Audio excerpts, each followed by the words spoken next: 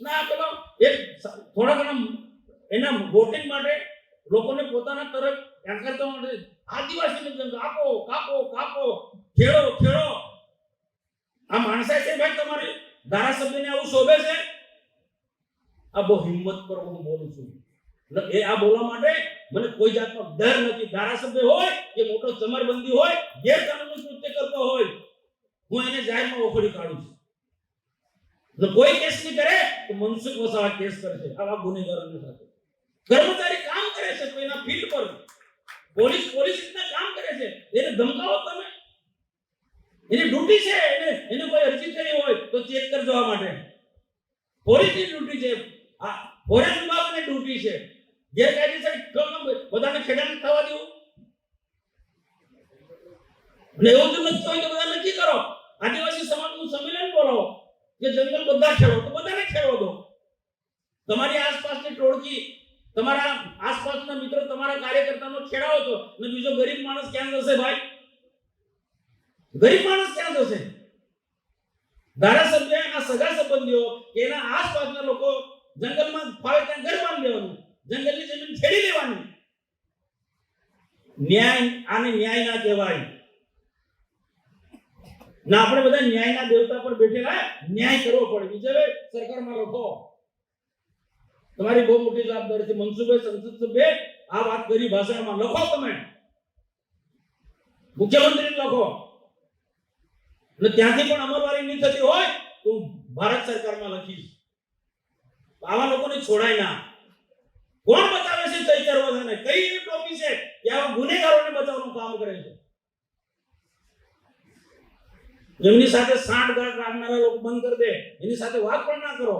ડેડિયાપાડાના ધારાસભ્ય આજે આવવું જોઈતું તો આ સરકારી કાર્યક્રમ છે અને વન સાથેનો આ કાર્યક્રમ છે. વન અને આદિવાસી એકબીજા એક સિક્કાની બે બાજુ બરાબર છે.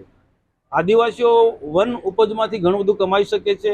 એના પશુધન, ગાય, ભેંસ, બકરી, બળદ એ વનમાં ચરાઈ શકે છે, ઘાસચારો સરળતાથી મેળવી શકે છે. તો આદિવાસીનું હિત એમના હૈયે વસેલું હોત તે ચોક્કસ એમને આવવું જોઈતું હતું. ને એ પણ ટોકર કર્યું છે કે એક સસ્તી પ્રસિદ્ધિ માટે એક શોર્ટ રસ્તો અપનાવી અને લોકોને એ કહે કે ખેડો અને આપણું જંગલ છે.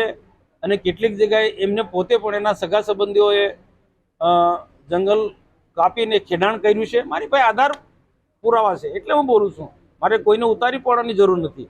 પણ એક ધારાસભ્ય તરીકે, આગેવાન તરીકે આ પ્રકારનું કાર્ય કરશે તો પછી સામાન્ય માણસ પણ એમાં જોડાશે. તો સામાન્ય માણસને રોકીએ એ પણ વ્યાજબી નથી.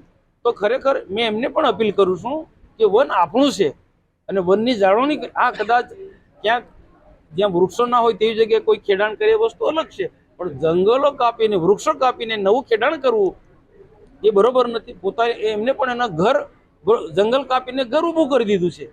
તો આ પ્રકારનું નહીં કહે. એક આગેવાનો આવું કરશે તો બાકીના લોકો એમનાથી પ્રેરણા લે છે ને જે જંગલ છે એ બધું ખલાસ કરી નાખશે.